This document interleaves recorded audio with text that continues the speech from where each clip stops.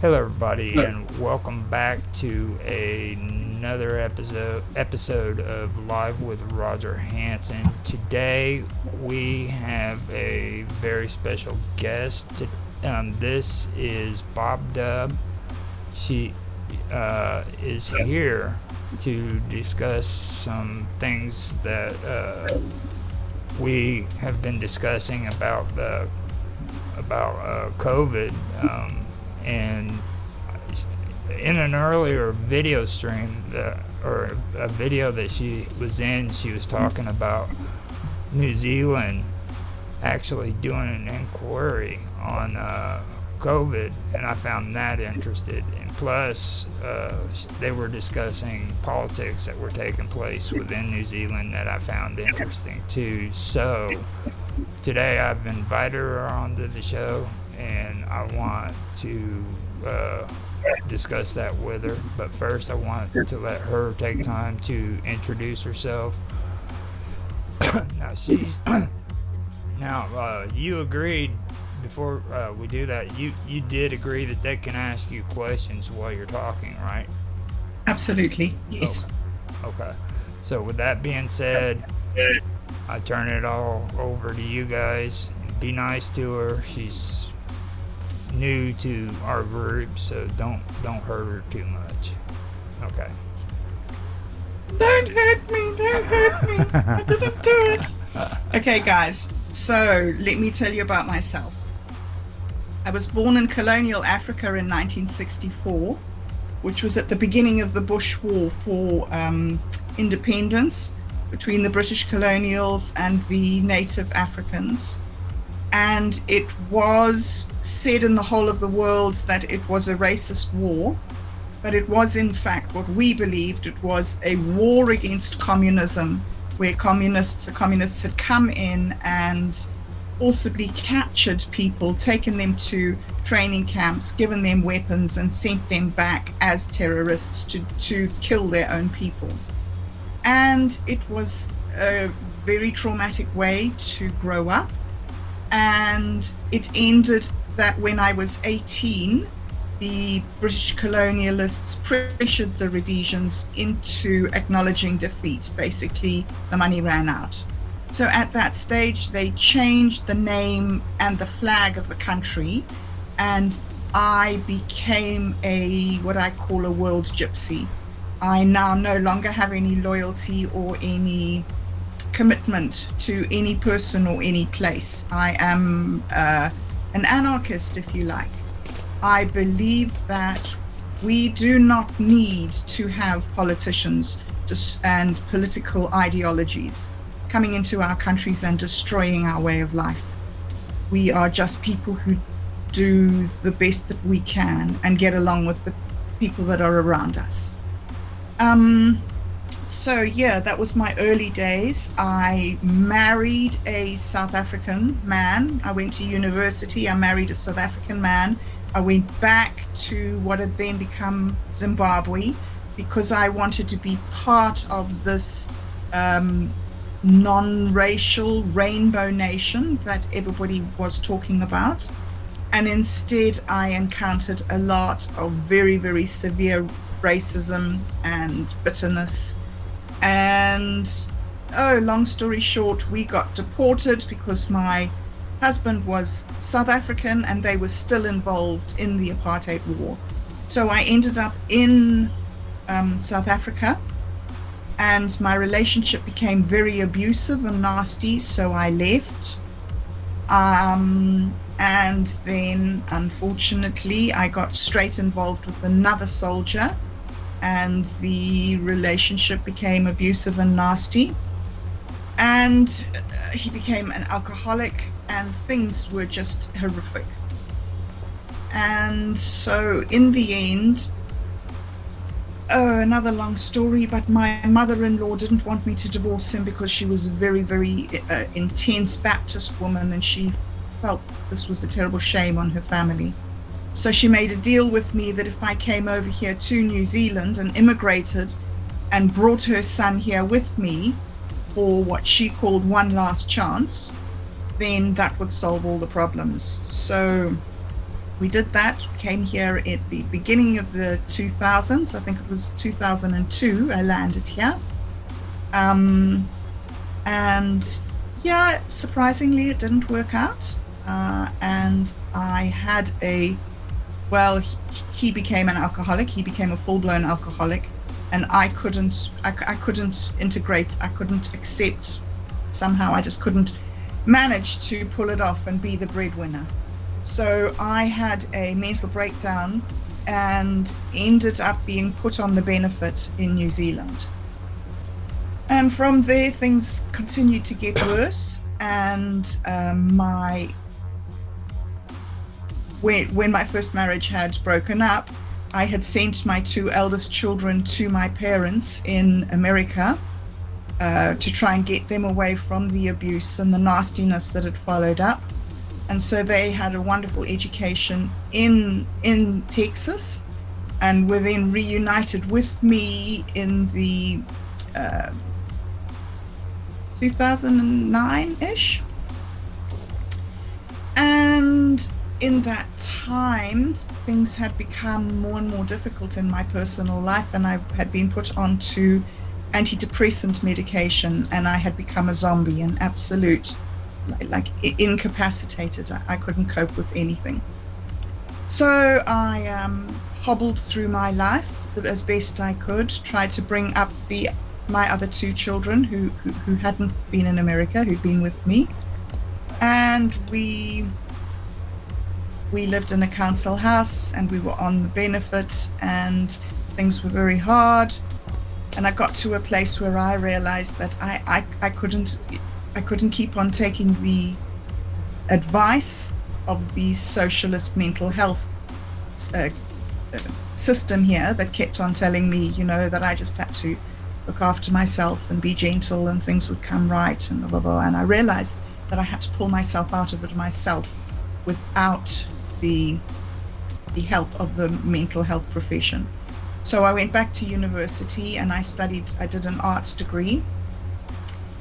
And I almost did it. I almost managed to change my stars. And I immigrated to Wellington, and I met a very nice man, and he pulled me out of the hole I was in. And I started getting ahead, and I started meeting people in New Zealand and started getting involved in the political sphere because I was an artist, and I did feel that I had a message and something that I wanted to make art about. And that was when I basically met. That was probably in the early 2010s. And that was when I met politics, and I joined a party called Not a Party, which was a group of voluntarists who had a vision for building a parallel society so that we no longer had to be subservient to whatever one of the political elite decided to be telling us what to do. And it was interesting. I learned a lot. I grew up a lot. I started developing an art practice. I joined Minds.com in 2017 and started meeting people. And it was quite difficult because I had been mentally ill for a long time, and I had been on welfare for a long time. So I really came into the whole social scene with a lot of real, can I say, bad habits from those experiences and low self-esteem. And then things started getting good. And my life started coming together. And then 3 years ago, we had the COVID lockdowns.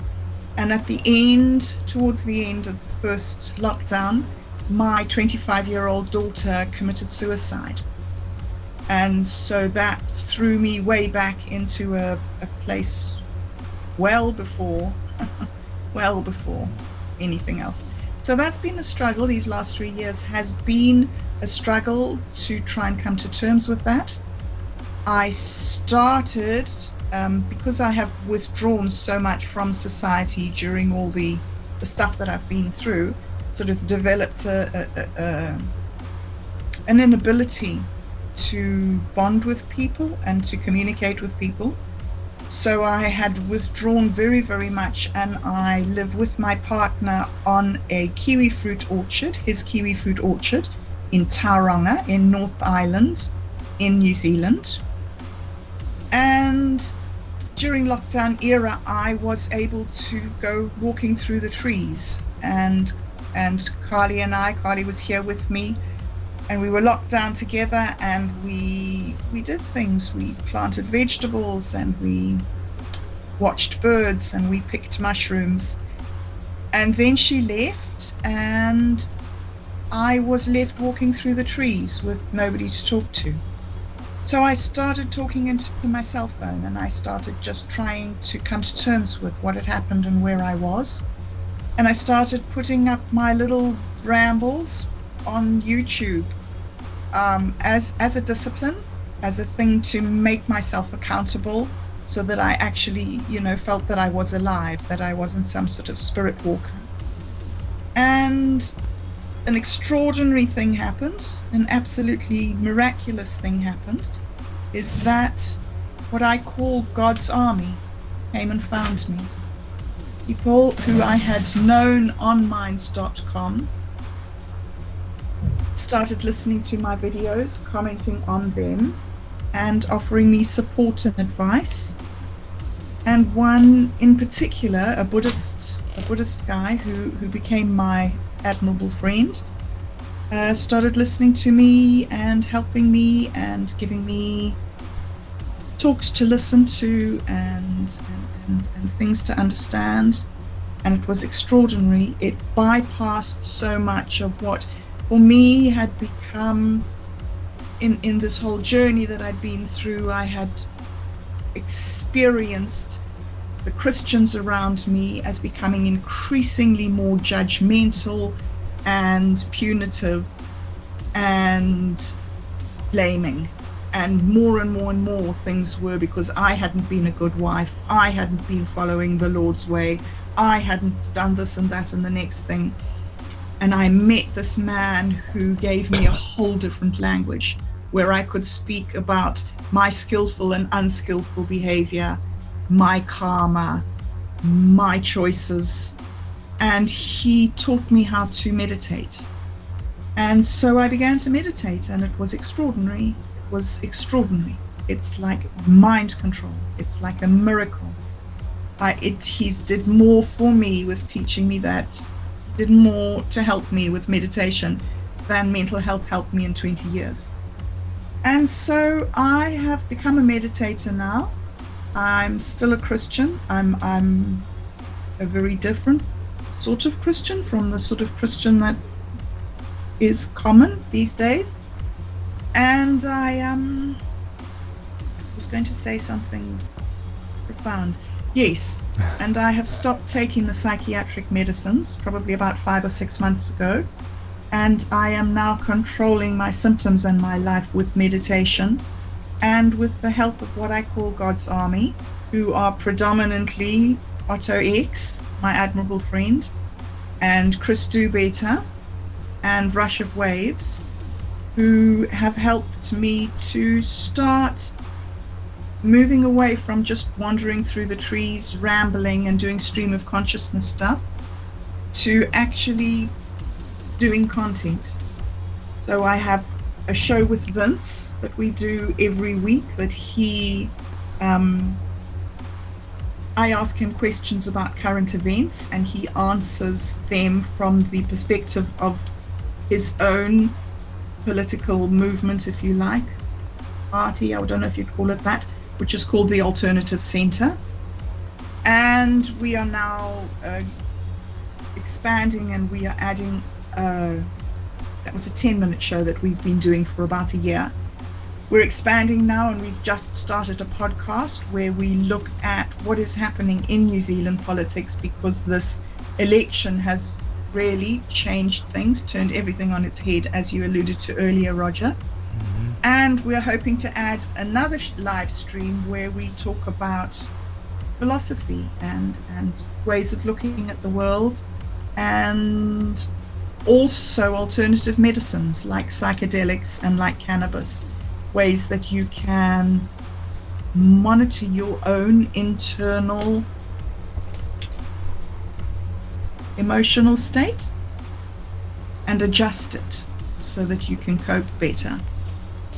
I also have with Do Better, we had a 24/7 live stream where we were streaming the Minds Boost feed. So all the content that was boosted by members on Minds, we were streaming it onto alternative platforms like Rumble and Joshua TV and BitChute and Odyssey and YouTube, with the intention of advertising Minds and bringing people into Minds to see some of the channels that, you know, the extraordinary and wonderful and amazing and sort of life-giving activities that are happening on Minds Plus and Minds.com, I mean. And right now I'm talking with Rush, who has also suggested a podcast that he suggested we call it Dub Waves. Going to be a react show, and we're going to be looking at the content that we usually just consume, and we're going to try and analyze it in terms of how to process it and critique it without allowing it to rile you up emotionally and suck you into supporting wholesale death of other people on the other side of the world. And then a couple of days ago, this guy that I hadn't met before, called Roger, invited me on his show, and bada bing bada boom, here we are. And Reginald has decided to join us. So here he is. This is the man. There he is. He's a beautiful cat. He's a beautiful boy. Yeah. We were talking about our cat earlier before the recording, and that was the first thing that we had to bring up, because there's a whole lot of memes on your Minds account of cats, so just figured I'd mention that. And if you want to share anything about that, about cats and all those memes, you feel free to do so. Well, the first person who interviewed me on Minds.com was Censorship Sucks, who was one of the nicest, most wonderful men you could ever possibly meet in your entire life. He is just, yeah, it's a great, great guy. And one of the things that he did for me was that, okay, so I was processing stuff, and a lot of it was very dark. And what I used to do was I had the series of photographs that I used to take from a moving vehicle, and I called it Views from a Car. And the purpose of it, from an artistic point of view, the purpose of it was to point out, if you like, that so much of our perspective, place that we are in and where we can look at things from, has been predetermined. So in this instance, I was seeing New Zealand from the road, and the impressions that I was getting of New Zealand was the stuff that as I drove past, I was New Zealand. I wasn't stopping somewhere and looking and taking it in.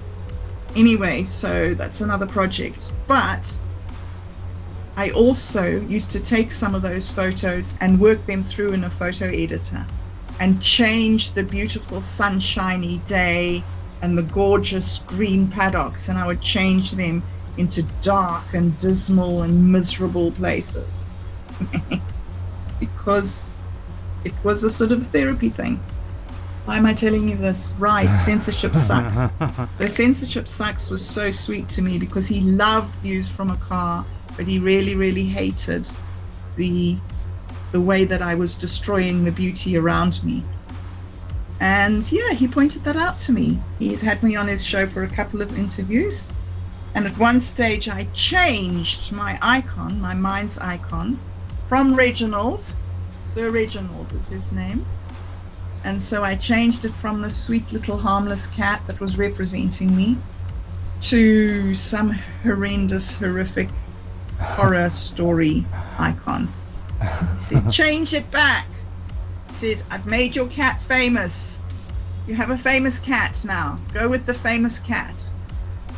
And so, yeah, that's how Reginald became the famous cat. So he now represents me on all the different channels that I'm on, Rumble and YouTube and others. Yeah.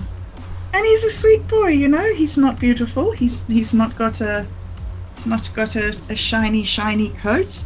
He's a farm cat. He spends his time jumping around trees.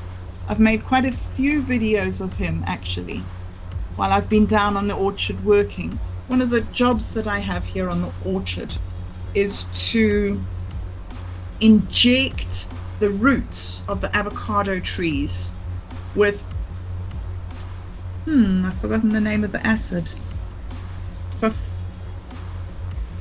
Phosphoric acid. Yeah.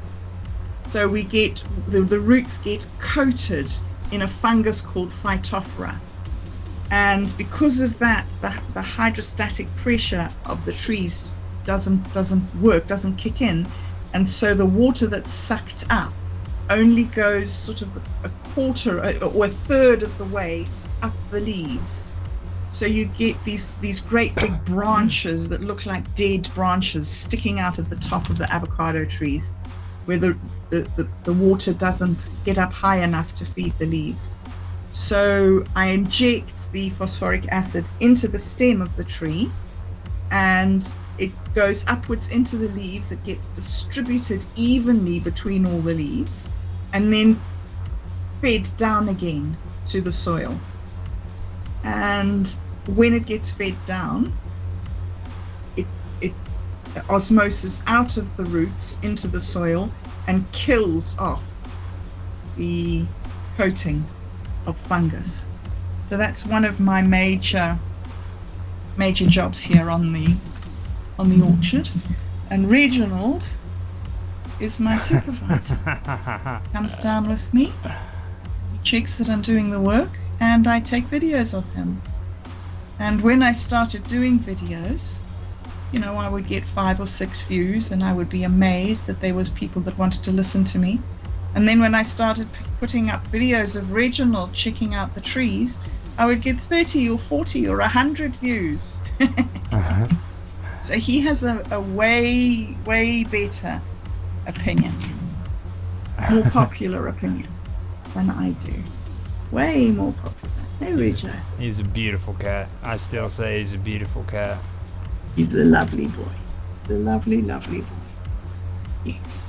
All right. And he keeps me company, and we're very honored because I spoke to him for about 20 minutes before the show, trying to persuade him to come on, but he had serious stage fright today. And you can see this is his place up here. He usually sits up here behind me, and he's got his little toys, and he's got his lobster, because every cat needs a lobster, right? Yes. Yep. But no, not today. So sorry, guys. However, he's here. He's obviously not that shy. He must have liked your voice, Roger, and thought he would come in and grace us with his pleasure. He made his debut. That's the way superstars are. They show up half an hour late and leave a half an hour early, you know. So yes, that's like this boy. Yeah, he talks English, I'm pretty sure. Pretty sure he understands. Okay, now we were or I was listening to your interview and everything, I guess it would be a round table that you guys were having on the last video that you guys made, and there's a few things that I did agree with you on that really stuck out to me, but there was some things that seemed alarming to me.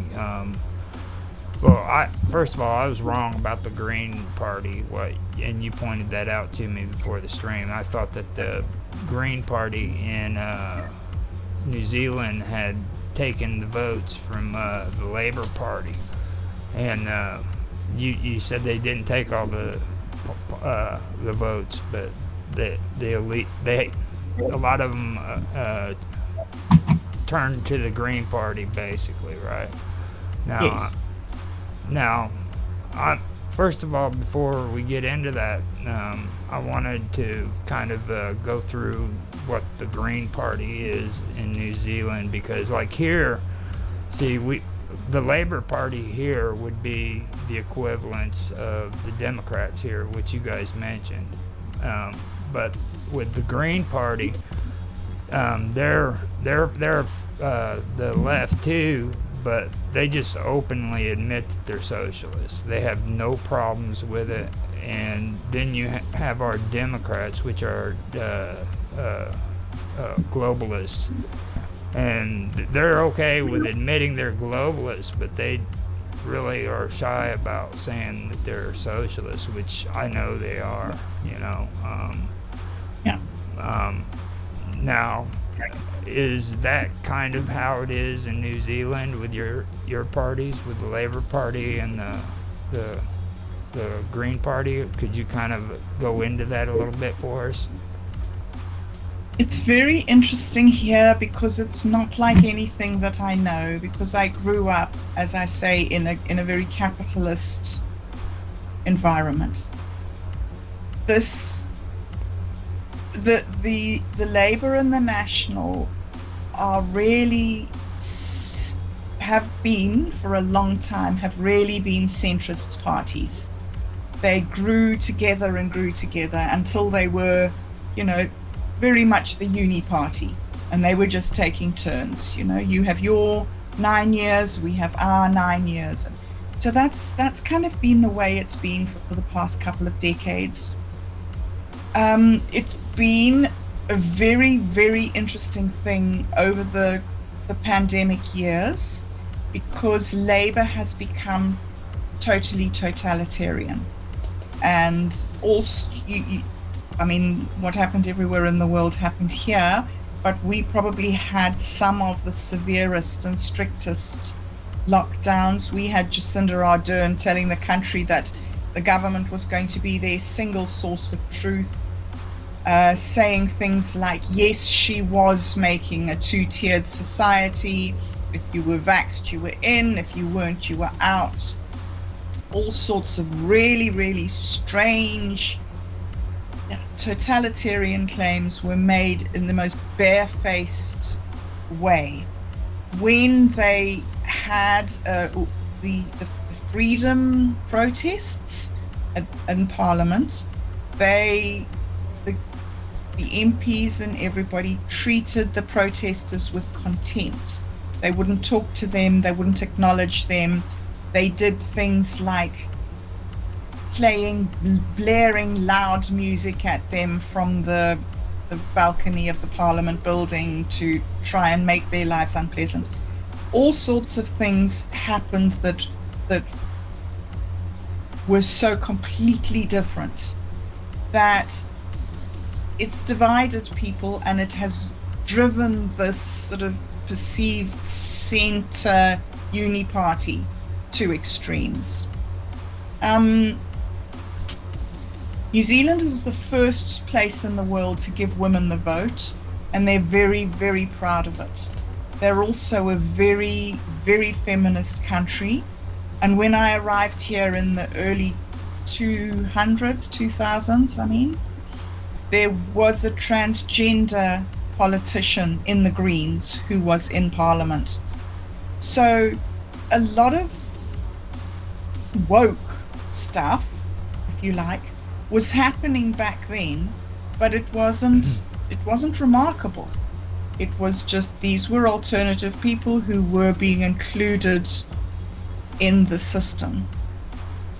When I arrived, the one thing that did strike me very strongly and I don't know if the word is repel, disgust me, was that even though it was lovely to have the whole the female point of view and to have so much respect and everything for females, there was a very nasty undertone that I perceived on the radio and things where men were put down. So it wasn't just that women had been elevated and given rights, it was that men were put down. And it was just an advert on the TV that I remember that said, come into such and such a shop for your DIY workshop for mums, because why wait for your husband to do something around the house, because you know that he's too lazy to ever get off his ass and do it for you. And so that was yeah, it's very different here. It was very different here when I arrived. And this thing that's happened now has brought a whole different level, because that kind of like socialism that was accepted and acknowledged and respected by the people of New Zealand and wanted by the people of New Zealand, because I mean they have a very robust welfare system here. Most of it, the majority of the welfare system, is for old people. So when every single person gets to 65, they get a state pension, regardless of whether they have their own private pension. And so there's this big pension scheme, but there's also a sickness scheme for people who can't work temporarily. And then there's an unemployment scheme for people who are out of work for longer periods or are seasonal workers. So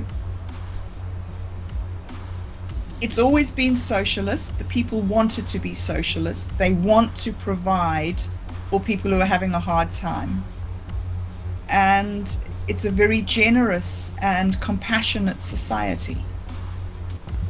And then there's also some of those negatives that you were just pointing out there, that like it's become skewed, and the ideology that's grown up in politics and the divisions and the nastiness and the infighting has moved to another level now.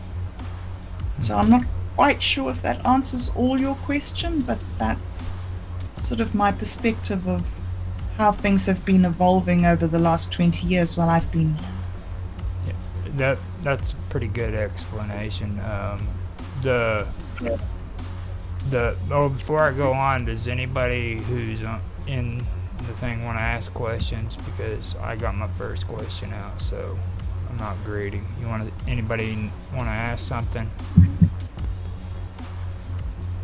I do. I have a question. Just give me a second to walk outside. That's what I was getting ready to do.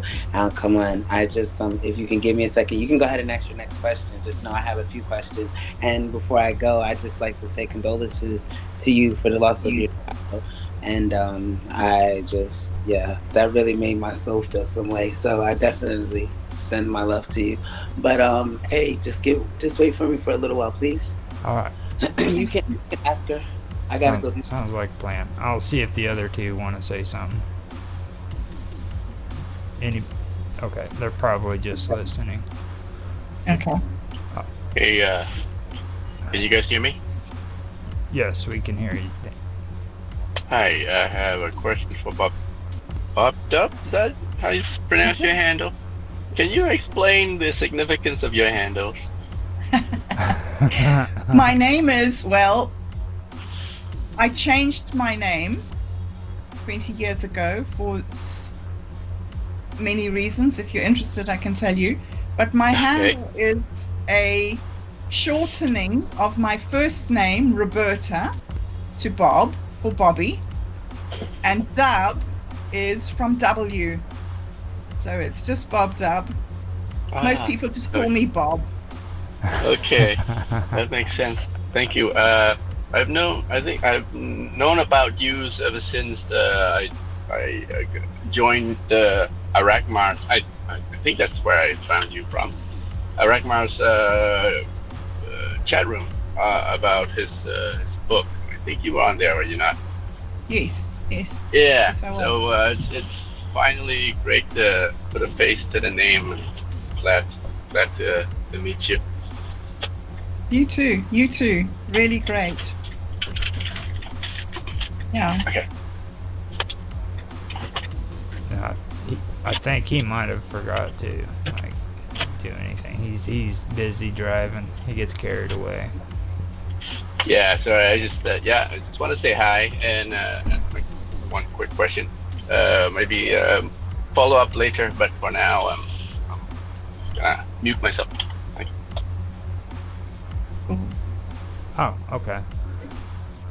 How about you, John? You want to say anything if you're there? All right.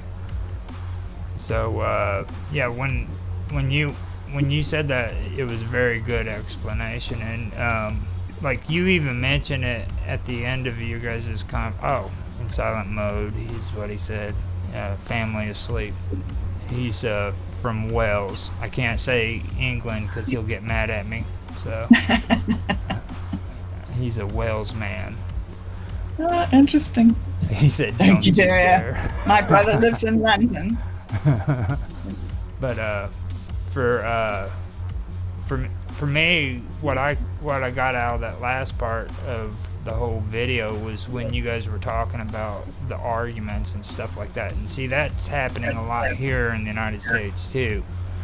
Now, one thing that I've actually done some research into like critical theory and stuff like that, you know, and my question to you is, do you possibly think that all of this chaos and this fighting amongst parties and people in general is on purpose?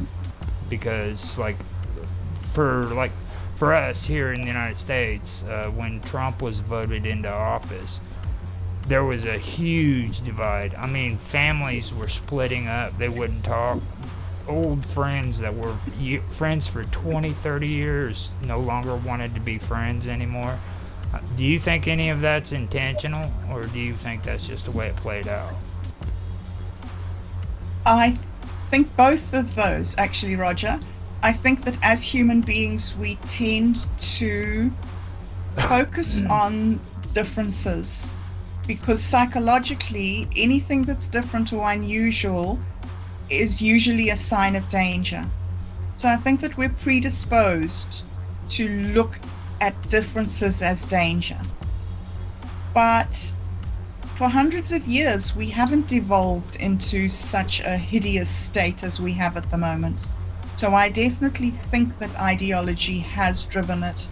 I was listening to a book yesterday where the guy was saying studies have been coming out in America that show how, what was it saying? Conservatives are retarded. And other studies are coming out to show how liberalism is definitely a mental illness. And he said, if you step back and you look at what it means, what it's telling you is that 300 million Americans are either mentally ill or retarded. And so basically the message that the rest of the world is getting is that Americans are past it, there is no hope for them, watch them destroy themselves. So I think that when you think that America is 8% of the world's population, what's happening in America is not just that you guys have been divided against each other, but it's also that the rest of the world is being turned against you, in my opinion. So I think that you've been put under a terrible squeeze. I get really anxious when I think about how you're going to negotiate it. But as I say, I am an anarchist. I do believe in the power of the human spirit. And I do think that one thing that we do as human beings is that we know what's right for us. Like, for instance, we didn't need a government to come along and tell us that we should use cell phones. The technology arose, it worked for us. People started writing apps for them, other people started doing this and that, and now we have a whole new generation of cyborgs almost, people who have augmented their humanity with a device that gives them access to knowledge that previous generations just haven't had. So yes, I think that there is division, and yes, I do think that it's been engineered, some of it through stupidity and ignorance, and some of it through maliciousness and malevolence. But having said that, I do feel that our salvation lies within us, and it is basically that we are a people who strive towards good. All religions of the world have this common feature of people searching for the light, and light is a symbolism of purity and goodness. And so, yeah, how can I say that? I think that we are searching for a spiritual solution, and once we find that spiritual solution and we realize that we are all one people, and to fight those other guys is really fighting ourselves. I think Do Better mentioned that yesterday on Jaffe's show. Yes, he did. That it is this common bond and this sort of moral imperative that is the thing that we need to search for now to get us out of this manufactured division that we've been driven into. And I think that's a lot what Vince is about with his idea of the alternative center, because his alternative center is not a unified position. It's a very strange and conflicting position of opposite beliefs that he has sort of cobbled together into a new perspective, shall we say. Sounds good. Now, after saying all that, we're gonna have Karma Love on here to give her loving questions. You be nice. Don't hurt her. She's I'll be good. Hey, Karma. Hi.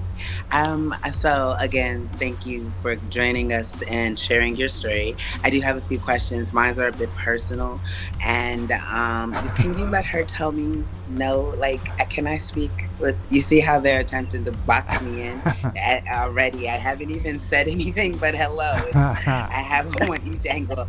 It's like I haven't said anything but hi. So I was just going to ask you, and again, like I said, this is more on a personal level than it is on a political. When it comes to politics and people's opinions and just their views, I respect them and I like to listen to them in order for us to understand what we are dealing with in regards to perspective. But in far as, I guess, presenting an alternative to growth and an opportunity to communicate on a more intellectual, enlightened level, because you mentioned that a bit with like you said woke, and I guess I don't want to say I'm pro woke because I'm like, of course I'm for women in power and being strong, but I'm definitely not for the complete bashment of good men and people that are actually making that effort. But that's just in general, we can take gender out of it and just more so focus on being decent people and just like at the flat line of that, and then kind of build from there. Like, judge this person, not judge, but just base how you deal with this person based off of their occurrences, their actions. Not, oh, that's a man, it's horrible, or that's a husband, it's horrible, or that's a woman, she knows nothing like that. More so what you present to me is pretty much how I regard. But you, like, I just have to say it takes a lot of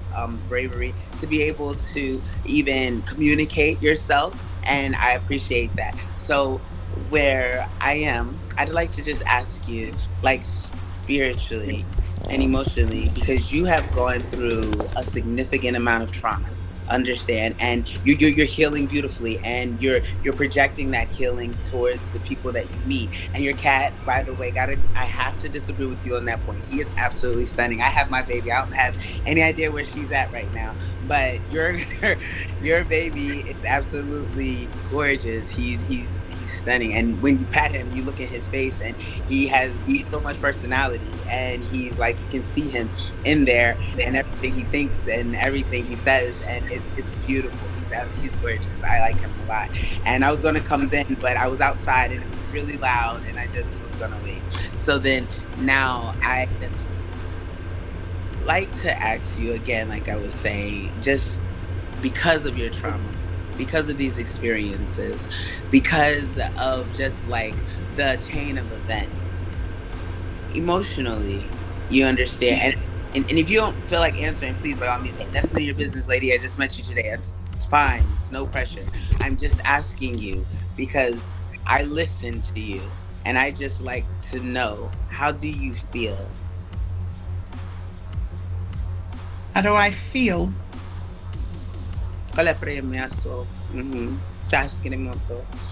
Yes, ma'am. How do you feel? Because you're okay. Just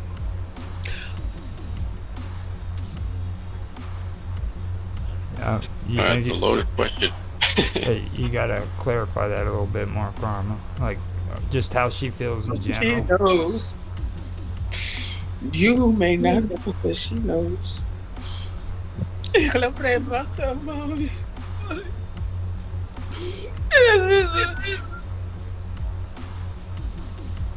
Yeah.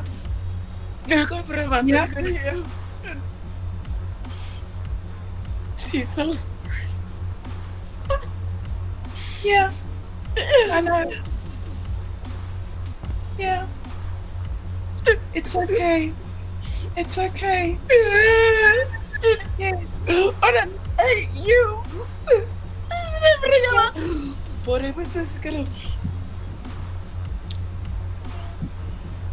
I apologize. I'm working on not getting emotional, No. but it just makes me emotional.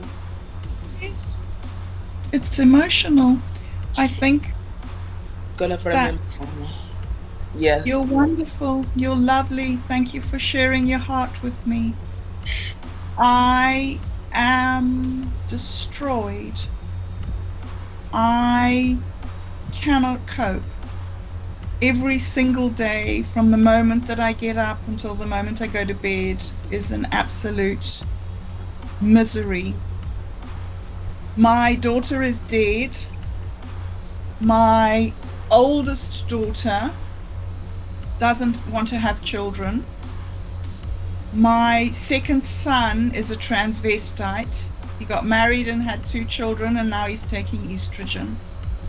My youngest son is gay.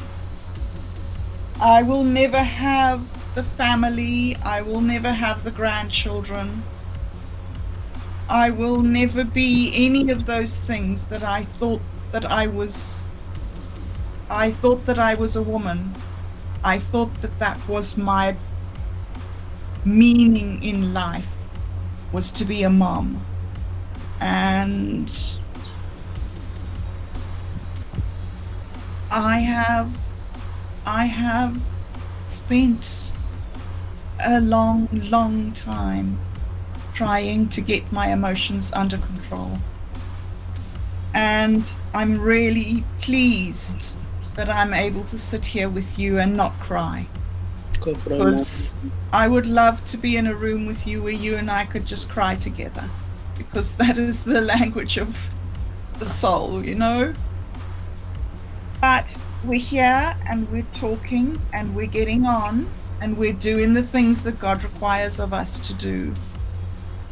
And I think that one of the things that has really driven me on and made me realize that we have to do what we have to do is that there are millions of moms and dads in Ukraine and in Russia and in Palestine and in Israel who are feeling this absolute devastation of what politics has done to our world.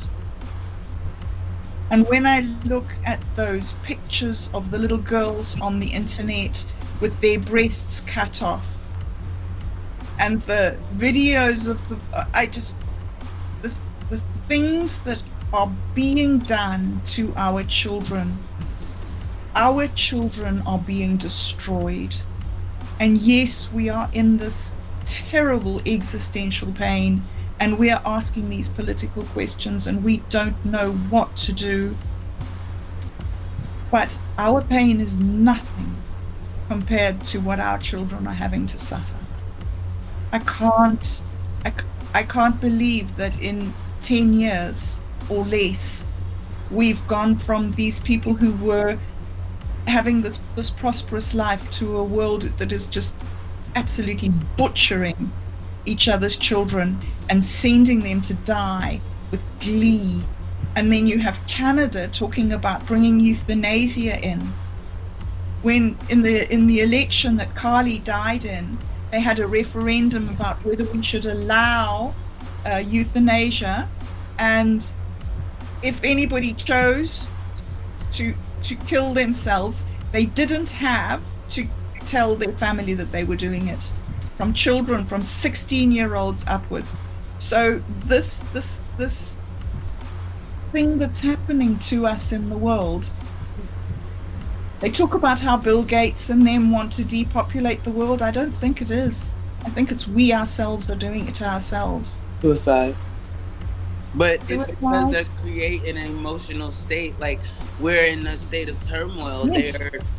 Yes. I feel like it has a lot to do with the transmission of our signals through this, just all of this technology, because we use our third eye in order for us to see, and we're projecting ourselves into the technology, and the technology, who is just emotionless and only can be controlled by others, is being injected to us. And so now we're becoming a point to where we're becoming the robots that we think are being created, and it's not that. It's literally we are being forced to commit suicide. We are being mind controlled to commit suicide, and then we're in denial about it, because I just sound crazy saying that, or it doesn't make any sense, or I feel fine today. But then we're by nature loving beings. Our energy is light. There's no such thing as darkness, just lower levels of light and the lowest frequency that light can be.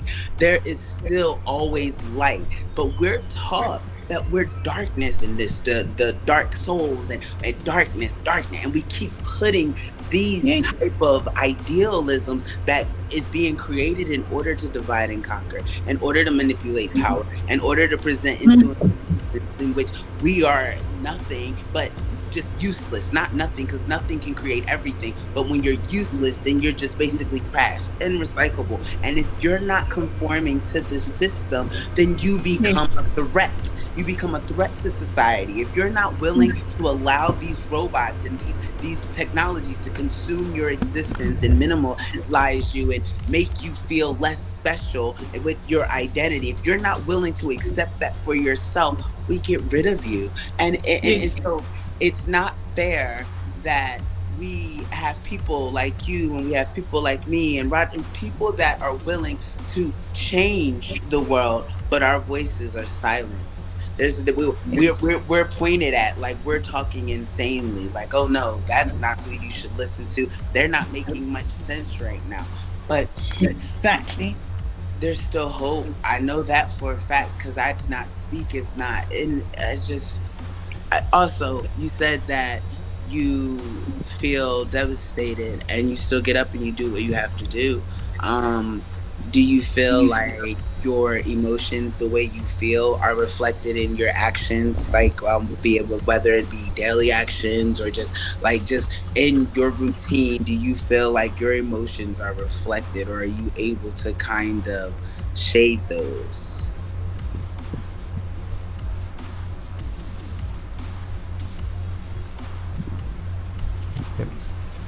Oh man, did I scare her?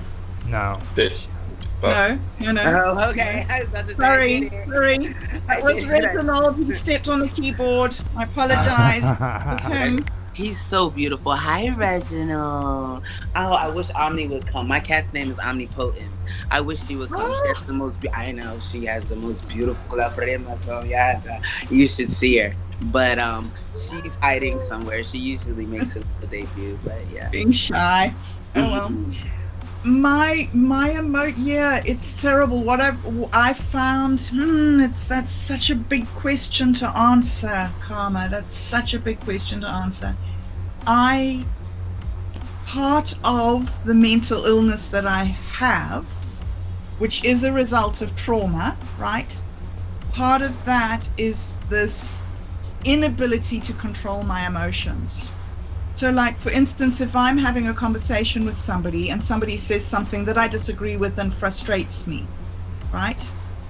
Instead of me feeling disagreement with them, these sort of walls of fury just rise up in me, and my mind closes down and my teeth ache, and I just want to say, you don't know anything, you know? And so a lot of what I've had to do, and particularly now that I'm not taking psychiatric medicines, because psychiatric medicines just make you into an absolute zombie. And in fact, somebody explained it to me. They give you psychiatric medicines until the people around you can cope with you. So it's nothing about how you feel, but when you become passive and you stop acting out, then you're controlled. You know, your condition is controlled. And so basically I was so drugged that I didn't have emotions. I was numb. I was walking around. In fact, I used to call my brain potato soup. I had this idea that I had all the things that I knew from my childhood and my school and my education, all here in databanks. And then there was me in the middle, and somehow I couldn't access that data to make the decisions. And so yes, it was a very, very horrible thing. But now I've come off that, and now I'm left with this, I suppose, 20 years of not being able to use my normal mind. And I'm having to, I almost feel karma sometimes like a baby in a cot. Like when you want something, you yell to get it. Yeah. And so it's been active every single day work to teach myself to be appropriate, you know? So do you do like meditation or yoga or anything like that, and you feel like meditation is effective? The meditation is a miracle, like actual real meditation. I was taught meditation, well, mindfulness. I was taught mindfulness by the mental health department. And it was basically like be non-judgmental, bring your thoughts back to the present. You know, it was like a really superficial, can I say, little practices. And then when I met Otto and he started teaching me the Dharma, and the actual reason why we need to behave like this, you know, we need to be good people, we need to be in control of our thoughts and our feelings, and we need to be generous and compassionate. It was when I plugged into that spiritual element, the deeper meaning of life, and started understanding what the Four Noble Truths were and the Noble Eightfold Path, and using those strategies. And then I found that what I believe that I was doing was building up self-control in my mind, a self-control that the drugs had taken away from me. And just knowing that, and then starting to make these connections, these trust connections, because in those relationships that I was in, and at the same time, these relationships that we are all in with these government structures, these globalist structures that are deliberately confusing us and undermining us and making us feel as if we are, you know, one of the things that made me realize that it was globalism, and that wasn't just something that I was making up in my mind because I was paranoid, was that they very, very, very, very cunningly first involved the entire left-leaning world being pro-Ukraine, and now they've involved the entire right-leaning world in being pro-Israel. So they have managed to co-opt both sides to this one common goal of killing as many young people as we possibly can, as quickly as we can. People in general. People in general. What I hear is we're going to kill everybody. And we're going to kill anyone who gets in our way. And it's pretty much just that. It has nothing to do with socioeconomic status, color, or anything like that. It's literally who we feel like deserves to die, we're going to kill. And that's just how it's going to happen. Unless people are willing to do something about it. Now this actually leads up to what I was wanting to ask you just after that. Now, in your country, I mean, what's your take on the Green Party gaining allegiances from the Labor Party? Because, you know, I felt actually kind of safe with the Democrats denying the fact that they were socialists, you know what I mean? Because at least they felt that there was a certain danger there, you know what I mean? But it seems like to me a lot of these parties are actually coming out now and starting to say, you know, we're socialists. Like you were talking about that left-leaning National Party in Germany the other day. That's alarming for me, because I've done the reading. You know, that really is alarming. People should take notice. It's fascinating. Let me see. I found her name. She's called Sarah Wagenknecht. Her idea, I believe, her focus is, or what's happening with her, is that she is essentially scooping people up from the far right. Far right have realized that they're going to just be shut down and censored, and there are some things about them that are not working and need to be shut down and censored, right? But they can't get anywhere. So like the Labour Party realized here in New Zealand, the Labour Party, the supporters of the Labour Party realized that the Labour Party had become totalitarian, and they realized that they needed an option.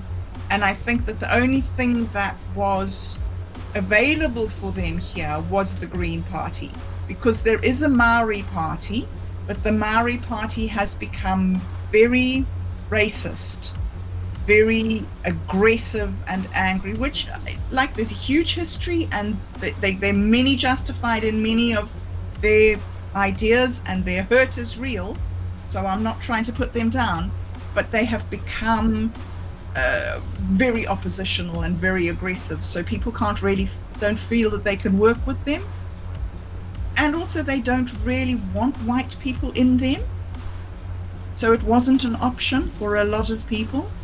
And so I feel, my gut feeling at this stage, and it's still really close to the election, but my gut feeling is it just was sort of, we didn't know where else to go.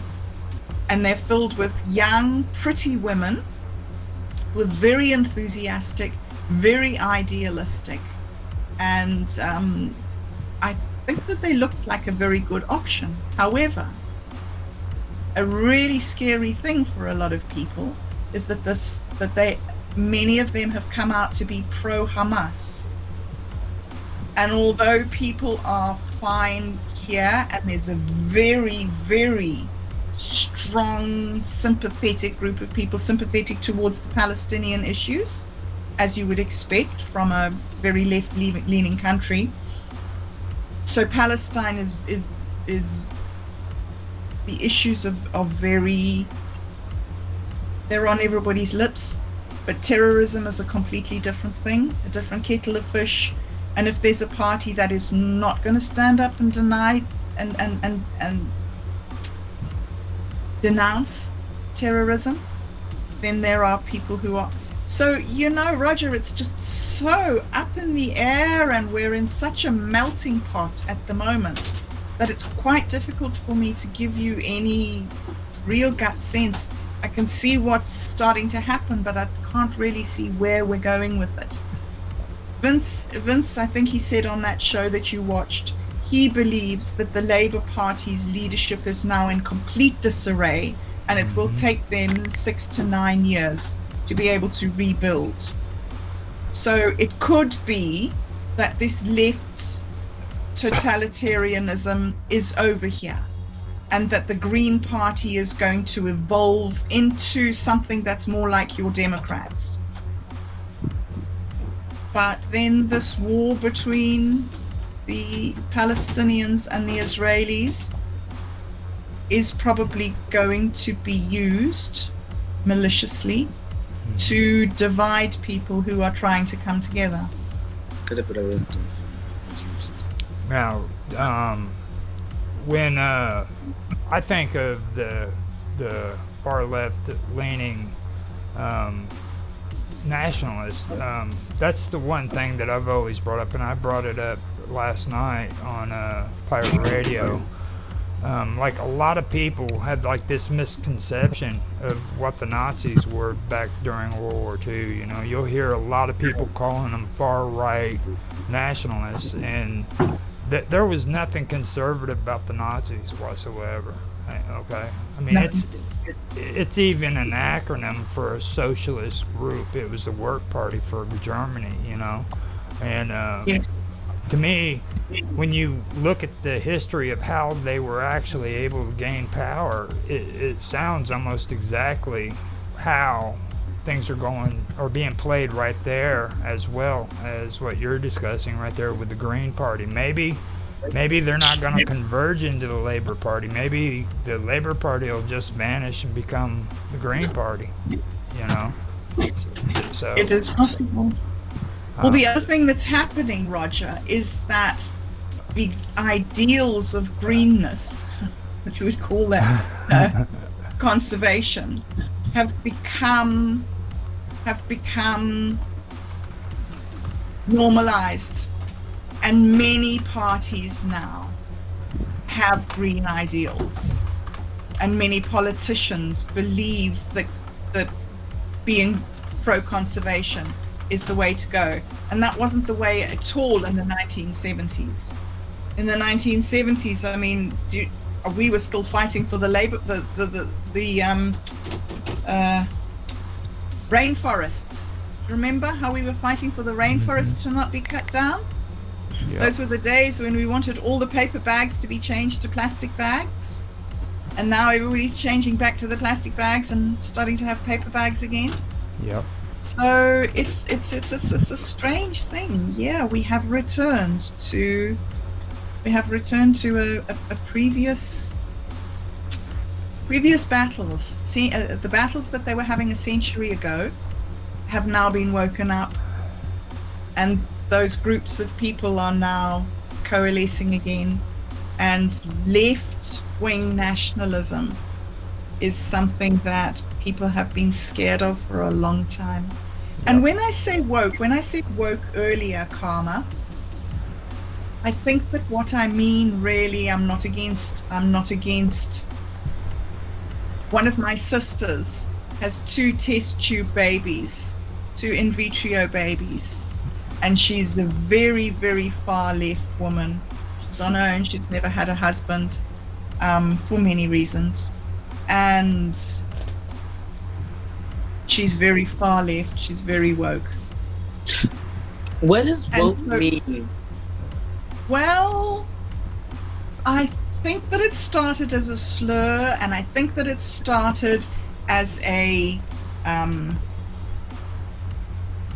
think that it started during the era when everybody was talking about the Great Awakening, and that there was this great uprising of the QAnon and Trump, and everybody was waking up and everything, and the left started being called lit.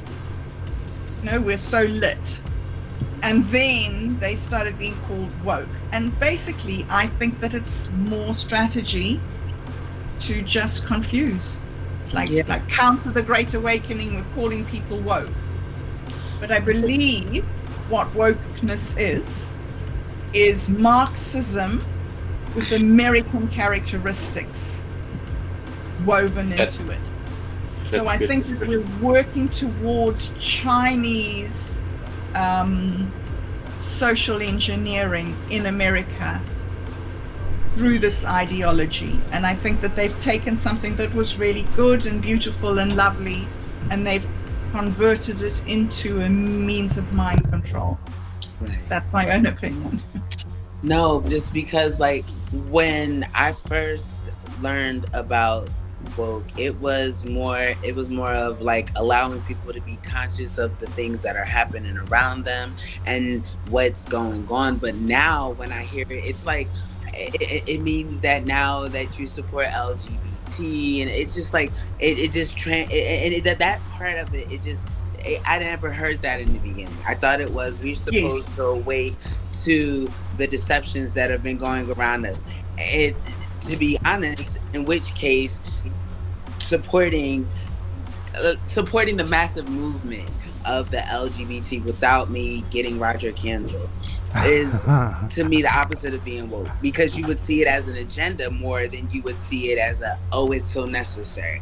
And that's why I get confused, because like to be awakened, and I guess, and that's what you were separating into, where it's like to counter the Great Awakening. But the Great Awakening is ultimately the new enlightenment, and then people, they get intimidated, or they either get intimidated or they denounce the truth of what enlightenment is, and so they like to see it as something to where they're attempting to cross the lines, to attempt to make it look like woke and enlightenment is the same. It's not. It's completely different, because if you're enlightened and you're conscious and you're aware of what's happening, you'll realize the things that are being implemented are detrimental to your freedom, your well-being, and your overall just efficiency and sustainability within society. We're going to take everything from you. We're going to make sure that we control you, and you have to deal with it because you submit to us. And like, you remember we gave you these rights? Oh, you remember it was because of us you were allowed to just do like,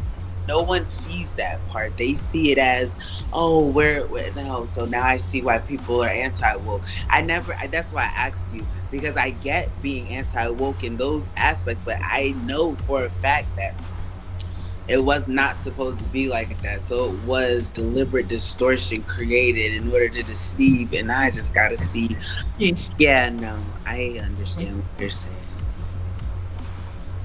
Now, Tran, are you still there? Do you want to ask her something? Because you've been moving around, getting fidgety quite a bit. I am. Sorry about that. Do you have questions?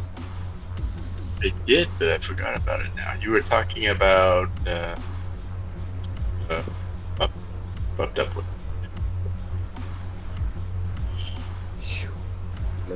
Oh, is it? Oh, the I was going to ask you.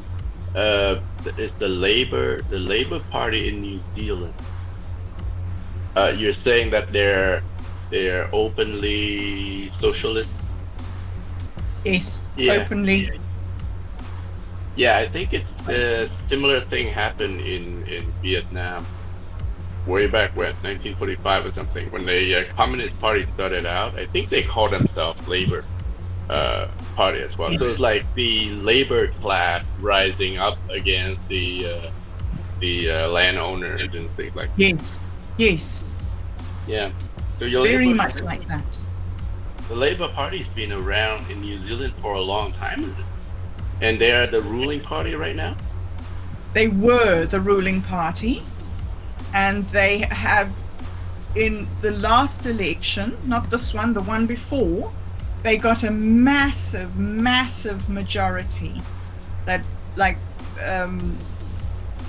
not shocked, but like, it was just unheard of. They were so supported. So they went from over 50% of the vote, and they've crashed right down now to about 25% of the vote. Just like this. So the during COVID, everybody got behind them. All the sort of the mainstream New Zealand got behind the ruling Labour Party, and they thought, these guys have got our best interests in heart. We're giving them our entire support. And then as all the government overreach occurred after they were given that support, they have now crashed out in the most humiliating way, which just hasn't happened for, well, decades here. Golfing. And they're being called now. They're being called Marxist. It's Right. People are no longer saying they're socialists. These are our socialists. People are saying those were our Marxists. We're glad we're getting rid of them. Now, see, So, the Marxist, one thing, I'm sorry, I'll let you continue, Tan, but I just no, wanted, go ahead. I wanted to mention it too. A lot of people forget that Karl Marx was also the one who wrote the freaking Communist Manifesto. So, Correct. so don't With his buddy. fall for terminologies. You know what it is. So I'll shut up. Yeah. I mean, socialism is one step away from communism, isn't it? Or is it the other way around? No, I think it is. Yeah, it's social. I think socialism is meant to be like voluntary communism. Yeah. So communism is when the government takes everything and gives you all the rules and you don't have any wiggle room. Right. Socialism is more than we want to do this, here's all our money. Sort of. Right. Yep. So, who is the conservative equivalent of the political So party? it's interesting. We at the moment they've voted in the National Party, who are basically the capitalists, right? Okay. So they're not nationalists, which is really confusing. And they've done a very interesting thing that the National put a businessman as the leader of the party 2 years ago. That's Ah, So very much like what happened with Donald Trump. yes. This guy that they've got here, Luxon, was the CEO of Air New Zealand. And a lot of people really admired the work that he did as the CEO of Air New Zealand. And so when he went to be the leader of the National Party, they were like, yes, this is the man that we need to put this economy back on track. So I see it as very much it worked with Donald Trump. Let's see if we can get it to work here. Wait, they are the ruling party. Are they not now? At the moment, yes. But interestingly, I think they're 1 seat away from being able to rule Majority? by themselves. They need a coalition with another right-wing party in order for them to be able to rule. And the right-wing party that they've chosen is a nationalist party. And he is the guy, Winston Peters, he is the guy who is calling for this investigation into what happened during the pandemic. He believes that there was terrible totalitarianism that happened within the Labour, and he's the guy who campaigned on this thing of let's look into this and see how we stop this from happening again. But we don't know if it's going to happen. At this stage, we're just sort of sitting with these election bribes, if you like, promises maybe. Now, without me preaching or anything anymore right now, I think you set it up perfectly to where we can go into what I was wanting to bring up. Actually, I was wanting to bring up the part about the arguing last, but COVID would be the COVID inquiries. Could you kind of elaborate on that and tell us what's going on with New Zealand and what they're planning on doing? Because that's actually pretty amazing. It's the first time I've even heard of a country wanting to do it. Wanting to do this. Well, Roger, I don't know what to tell you at the moment. It was mentioned, Winston Peters mentioned it in the run-up to the election as something that he felt was very, very important to do. And the more the polls showed that Labour were losing support, the more he put this forward as something that he felt was a really important thing for us to look into after the election. So the cynical part of me says, it'll never happen. He was just manipulating us. But at the moment, we have this capitalist businessman who's got most of the votes. We have a far-right guy who is quite anti-Maori and doesn't really want Maori separate departments and things for Maori affairs. He wants to abolish those. He looks like he's going to be in part of the coalition. And then there's this other guy, this nationalist, who's a very down-to-earth man, but he has a history in New Zealand politics of taking what he wants for himself and not being that much pro the people. So we're sitting in the middle of these coalition talks with these three very disparate groups, and Luxon, the businessman, is tired of this left-leaning biased media getting into everything and twisting the words and using everything as mind control and nastiness. And so he has made a huge effort to shut the media out of his negotiations.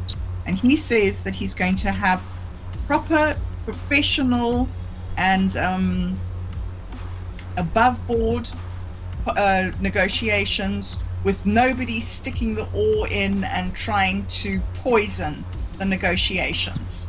And then once they have got to a place where they believe that they can work together, these three parties, then they will release the details of those negotiations to the public. And the media are all furious about being shut out of it. They think that it's...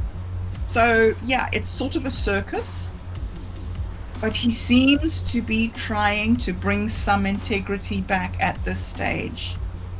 I'm trying really hard to not be hopeful. Because I've been hopeful about these alleged solutions before in the past. But there's a little part of me that wants to be hopeful about this and say, yes, we're winning this. The logic and sanity has prevailed. There are some people who are really trying to be just and sensible and look into some of these injustices that have happened in the last...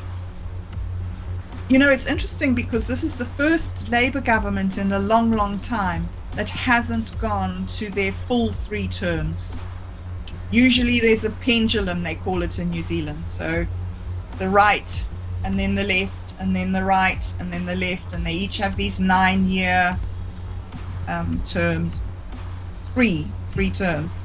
And this time Labour has been truncated. They haven't had their 3 terms. So it's a huge thing. It's a huge, almost upset for New Zealand politics for this sensible right wing to have been voted in like this. So it's very hard to say. I wish I could give you a better answer, but at the moment it's all up in the air. Very much. Roberto, you said you were an anarchist, but you pretty much follow politics and what's going around in your area. Have you considered running for politics? Even though you're an anarchist, but yeah. I do. Yes, I have just been in the election.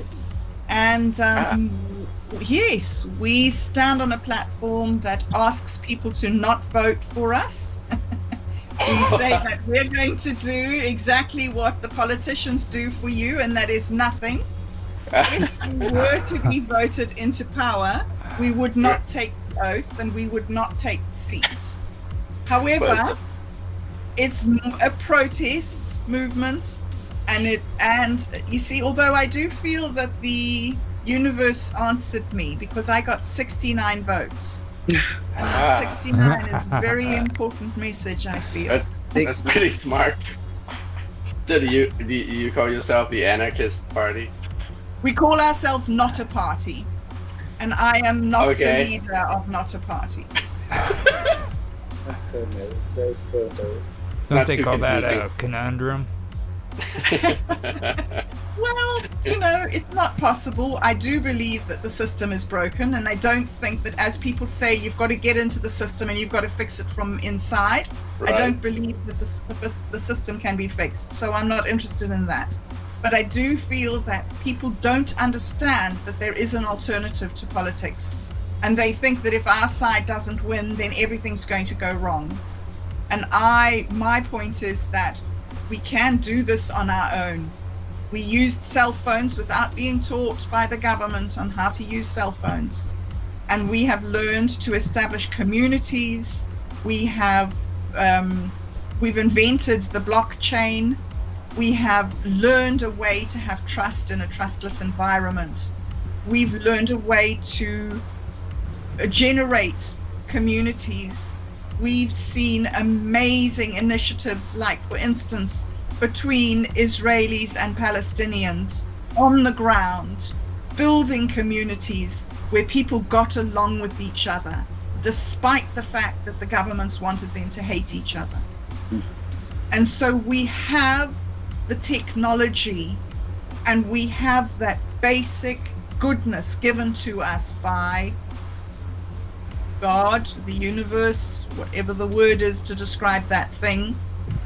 And if people can understand that decentralization is an option, then I believe that they will start understanding that what's keeping us from running ourselves and being happy and stopping our children from dying is politics. And I believe that a post-political era is coming. I really do. So, But Yeah. isn't that just politics done wrong rather than politics in general? I mean, the idea of anarchism, isn't that a little hectic? Or I mean, humanity has been organizing in groups and tribes for a very long time, and Yes. Yes. So anarchism is one of the things, like we were talking about wokeness, how they took a really nice concept that people were coming up with and they turned it into a nasty, vicious right. ideology. Right. I think they've done the same with anarchism. Nobody has ever in the world been killed by anarchism.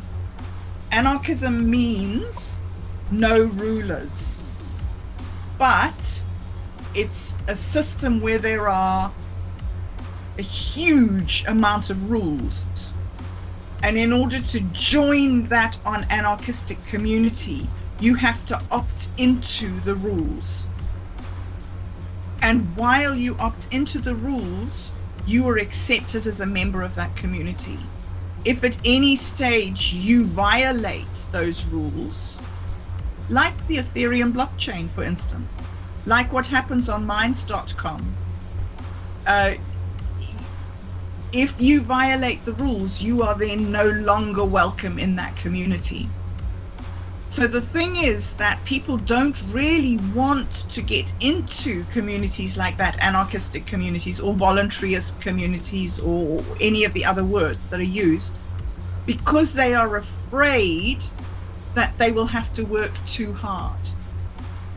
Because at the moment, all you need to do is turn up once every 4 years and make a little mark on a piece of paper, and you've done your civil duty and you're a good citizen.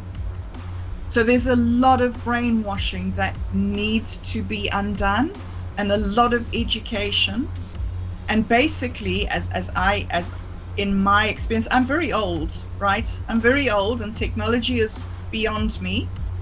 But in my experience, once a person gets into a crypto community and they understand that it only works because we look out for the other guys in our community, then a massive mindset shift occurs and people start understanding the benefits of cooperation, because we have been backed into these corners where I'm on this team and you're on that team and the other team dropped the bomb.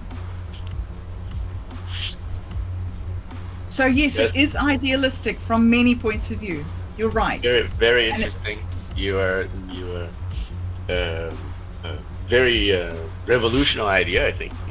Taking the decentralization of technologies and putting it into government. But I mean, you said even yourself that in this society there are rules. Who makes up those rules? Right? You have the CFR. The CFR can put the politics. But go ahead, I apologize. Yes, I think that a lot of it depends on what type of community it is and who. I mean, we can understand it in terms of what we have now. We have many different schools, and you as a parent choose what type of schooling you want for your child. Do you want arts? Do you want sports based? And you choose your school, and then you go with that school and you develop your loyalty to that school. Towns have their own local character. Gamers, you know, there's the rules when you go play World of Warcraft. Don't ninja, dude, you're gonna get kicked. there are rules that have been made up by communities, and they work for those communities, and then those communities with their functioning sets of rules open up to other people who are prepared to accept these rules. Okay. And so in a way there is a hierarchy. There are these bigger structures, and then within these structures there are smaller structures, and these smaller structures within the hierarchies make these networks. I live in this town and we trade with or cabbages with that town. Okay, so here's an interesting practical application of it.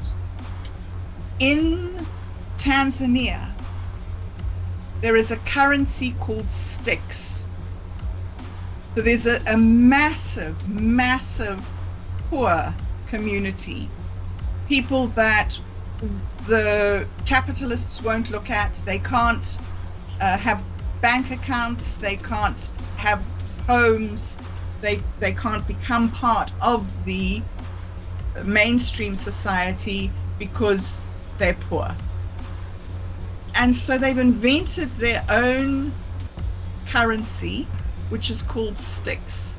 And in Africa, a stick is a single cigarette. So you buy a packet of cigarettes and you have 20 sticks and you are so rich. You need a cabbage to feed your family, and you go over to your neighbor and you buy a cabbage for a stick. And it's an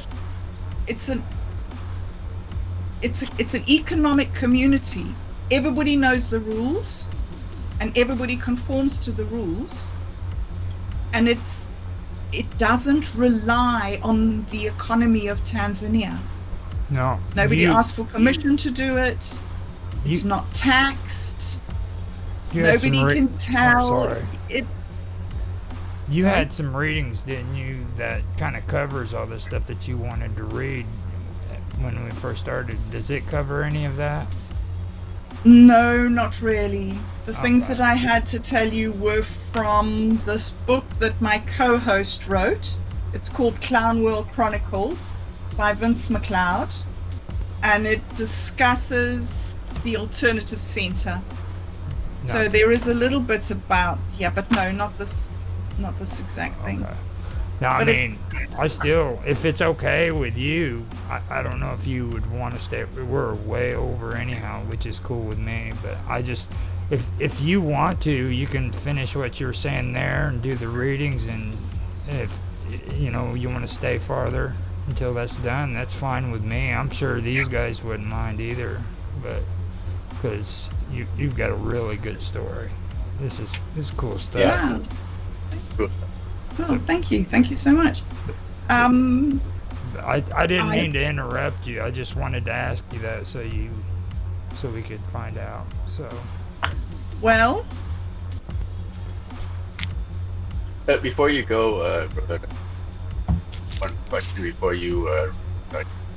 The alternative center you started, is this like a formal organization, or is it a working group that you get up with somebody? so it's at the moment they haven't formed a political party. At the moment, it's still an idea, a perspective, and I can read it to you. This is actually the chapter that I was going to read was the alt. It's called "Who Are the Alt Center." Go ahead. Okay, all right. So, chapter 6 in the book. Who are the alt center? The Taoists are fond of telling us all that even in the darkest of times and places, there is always a spark of light that will expand to illuminate the entire world. The same is true of Clown World. Despite the things that are grim and that the trends suggest that they will get worse, there are a small number of men and women who represent the light shining in the darkness. They are the alt-centrists. Understanding alt-centrism first requires that one understand the alt-right and the alt-left. And that means understanding the fourth and fifth acceptances and the fourth and fifth rejections. The alt-center accepts that the alt-right has a point when they say that multiculturalism has failed on a number of levels. That mass Muslim and African immigration has brought misery to the West, and that Clown World is primarily a spiritual phenomenon. In other words, the alt-center shares many of the masculine sentiments that the alt-right possesses. The alt-center, however, rejects the alt-right's proposed solution to Clown World, which is segregation. The alt-center considers this a denial of life. Ultimately, the desire for segregation is motivated by a will to cruelty. This fourth rejection is held at the same time as the fourth acceptance, which accepts that multiculturalism has failed. Likewise, the alt-center accepts that the alt-left has a point when they say that neoliberal capitalism has failed on a number of levels, and that inequality has increased to the stage where the social fabric is becoming torn and civilization is starting to break down. This is known as the fifth acceptance in alt-centrist thought. Also, likewise, the alt-center rejects the alt-left's proposed solution to Clown World, which is forced wealth redistribution and anti-white resentment. The alt-center explicitly rejects all slave moralities under the second and fifth rejections. Intersectionality is explicitly rejected under the fifth rejection. Collective resentment is not a solution. This might sound like a contradictory set of opinions to hold, especially to anyone who is used to letting the mainstream media define what's what. But the alt-centrist embraces these apparent contradictions. Simple rhetoric is for simple minds, and the political scene doesn't need any more dumb people in it. It isn't easy to describe the demographics of alt-centrists, because a person only becomes one if they see the flaws and merits in all of the other positions. As such, alt-centrists are hard to distinguish by race, sex, or social class. The most one can say is that they are not the same demographics that are commonly found in establishment institutions. It's certainly true that alt-centrists tend to be intelligent because a person needs to have a certain level of historical knowledge to have noted the positives and negatives of the other 5 political positions. But intelligence, or at least education, is not enough. There are plenty of great intellects justifying the horrors of all those other positions. Alt-centrism is more a matter of wisdom than intelligence. As such, it does not attract followers on the basis of education or ideological fashionability. Alt-centrism is more a position one comes to once one has become too wise to fall for the rhetoric and emotional trickery of the other 5 positions. When a person is no longer swayed by appeals to order or freedom or peace or revenge or justice, that person can become an alt-centrist. A person is most likely to become an alt-centrist if they have amassed an uncommon amount of life experience. If a person has done a lot of world travel, they will have experienced a great variety of other cultures and will no doubt have noticed some good things and some bad things about each one. If they are wise, they will have allowed this to influence them so that they become good where other people were good, but resisted becoming bad where other people were bad. This will have made them a more rounded person. This is also true of people who have moved between social classes over the course of their lives, or whose occupations have brought them into contact with a large number of people from a variety of classes. The more reality one has been exposed to, the greater the power one has to correctly mold oneself into the desired form. Alt-centrism works in a similar fashion. The alt-centrist is one who has tried out the other political positions and found them all wanting. They have argued for monarchy, they have argued for revolution, they have argued for capitalism, and they have argued for neo-reaction, and they have argued for social justice. So they are aware of the shortcomings of each, but they also know why people are inclined to assert these positions. This almost Luciferian approach is in harmony with alt-centrists' fundamental belief in the value of independence and free thinking. As such, it is rare to find them in popular mass movements. An alt-centrist is liable to support a universal basic income and drug law reform at the same time as opposing open borders and affirmative action. So they don't fit into boxes neatly enough to become someone else's tools. Fitting in with their anti-establishment sentiments, alt-centrists tend to be against modernism. Being also against totalitarianism, they are happy to hearken back to a distant past, to the classical age, whether the Greco-Roman, the Chinese, or the Hindu one. In summary, the alt-center are clown world's good guys. They outright reject political fanaticism on account that it ignores the human will to avoid suffering. but they are just as fanatical about increasing their intellectual and spiritual depth. They are the philosopher kings whose revolution overthrows tyranny and institutes a new golden age. Let us hope that one day they can lead us out of clown world. That's pretty good. The end. That's excellent So- reading. Now, You said Yeah, your friend wrote that book? My friend, yes, my co-host on the show.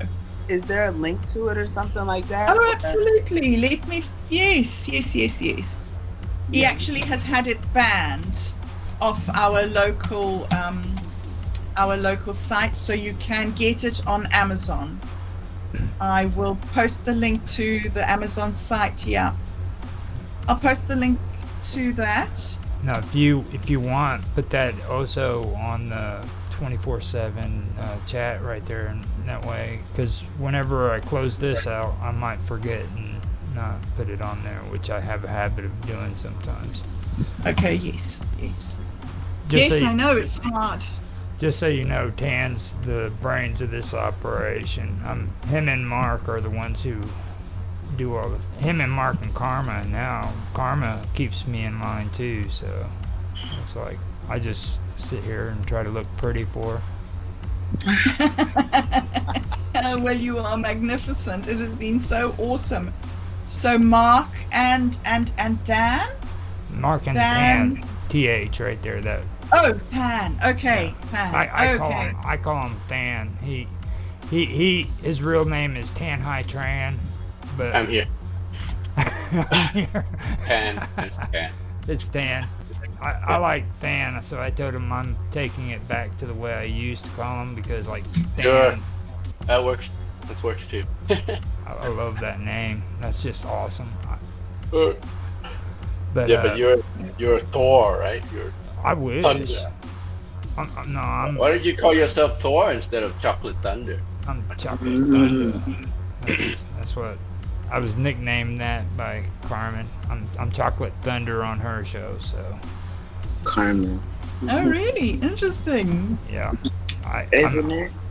Now, that's another thing too. You two should probably have a conversation after this and maybe set something up for an interview, Karma, with her, because she is pretty awesome. I think she is. Like, you just blew me out of the water, believe it or not. I thought we were just gonna have a conversation about politics. You know what I mean?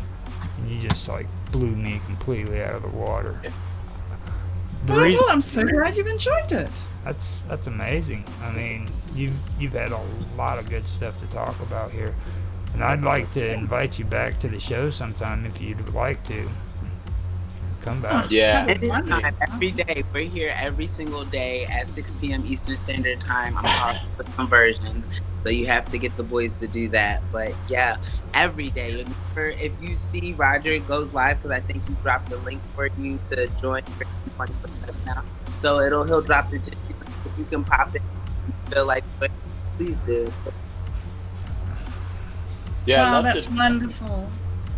Okay, so I would love to, but I'm just really busy.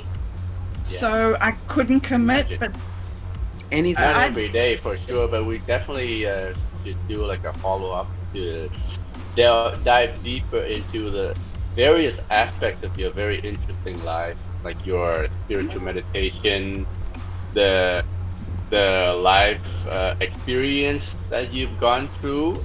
You've gone through a lot, but it seems like you've recovered.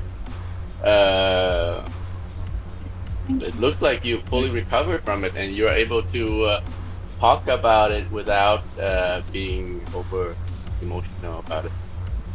It'll thank be- you. Yes, well, working be- hard on that, but yes.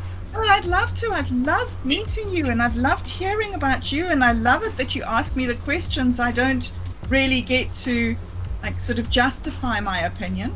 So it's good when you ask me things, and I can, oh, right, I think that, and then so yes, This is very excellent. helpful. And I'll Lovely. inbox you to see if you'd like to do an interview with me, and we can set it up either on like Google Meets or Discord and stuff.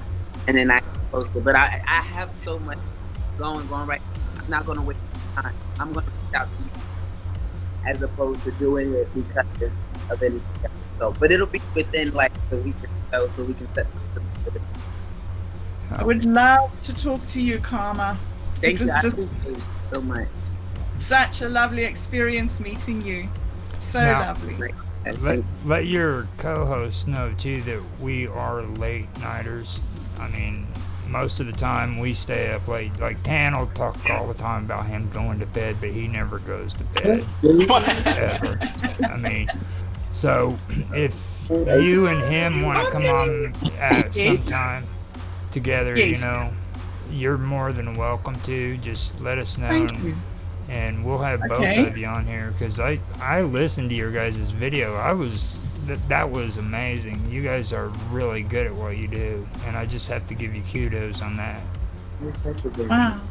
Okay. Roger, just wow. What a lovely thing to say. Vince would be keen. Vince would be keen. He's also recovering from mental illness. He's also trying to find his way in the world.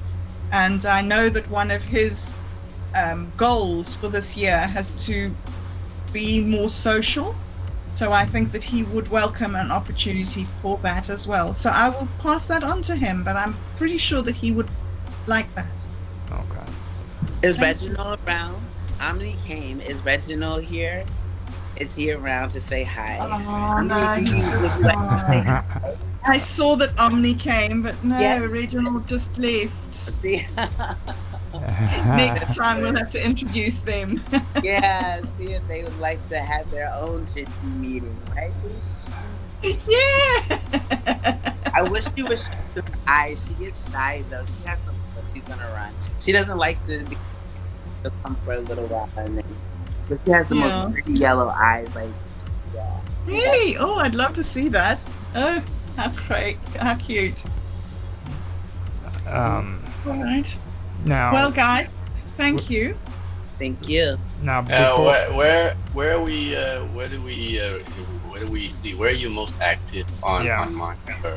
that's what I was All going right. to say. So we're in the process of sort of moving off YouTube because yeah. Okay, I've got a channel called BobDub on YouTube, and that has been predominantly my show bobbing along, which was dealing with mental health issues and my own personal journey, which has been separate little videos. I have a channel on Rumble, which you can Okay. also find under BobDub. I am Very on good. BitChute, where that was the week that was, is on BitChute. My home, my happy place is minds.com. So Have you started that- streaming recently on Minds only? I started when they brought the streaming in. I started doing some streaming, and then our channel on YouTube was got a strike, and we were off for 3 months. So that sort of put a spanner in the work. We're just about getting back with that and wondering, you know, it's silly to stream Minds channel to Minds. Nobody needs to go to Minds to see what's on Minds. So we're trying to figure out what our next step was going to be. So we're sort of in hiatus there. So yes, at the moment, probably the most active one is Rumble for the political videos. You'll also find them on BitChute. And Trying to yeah, find you on Rumble. What Aha. will be your handle? I found you on YouTube. okay. Rumble, I might be under Tiny Baby Kangaroo. One Oh word. yeah, that's very, very obvious. Tiny baby Guess that. kangaroo. Fine. Found me? Yeah. Okay. Well, And okay, then on great. BitChute, I think it's just BobDub.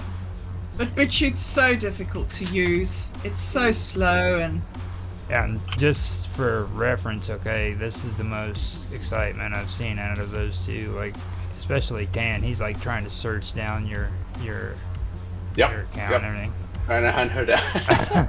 I mean, I follow her on mine, but Yeah. it doesn't show up on my news feed that often. I look like Yes, it's very odd. There's something Yeah. with my channel. Lots of people ask me if my channel is shadow banned because a significant amount of my people don't get me into their. I'm gonna go to your channel right now, Roberta, and I'm going to upload a whole bunch of posts just to see if it'll show up more often on my stream now. Because apparently it's supposed to help, right? Yeah, apparently. I haven't had luck before, but if you make the breakthrough, then I'll. Yeah. Oh, guys, bless you. Thank you so much. Thank you for letting me tell my story, and thank you for being so interested and being able to receive what I have had to say. It's a lovely experience. We And I really we've seeing- enjoyed you too. So and like I said, anytime you want to come back, you are more than welcome.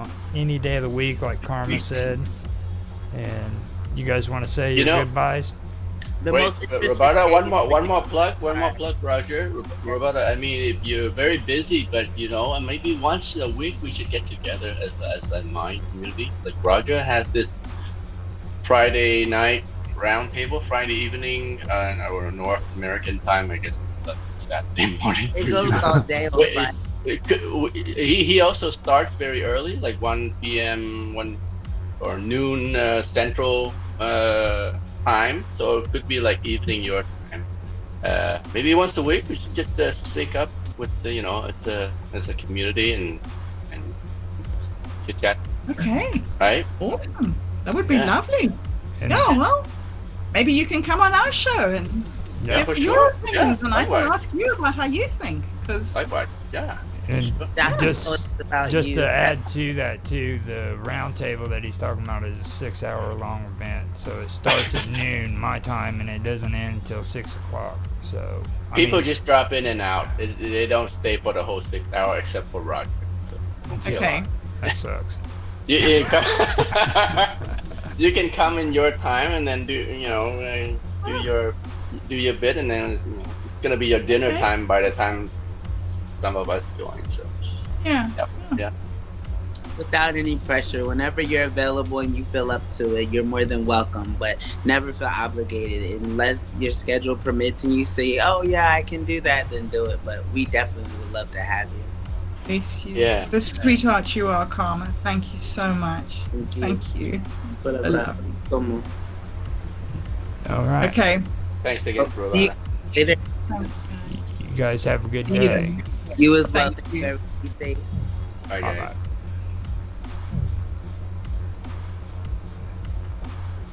That was excellent.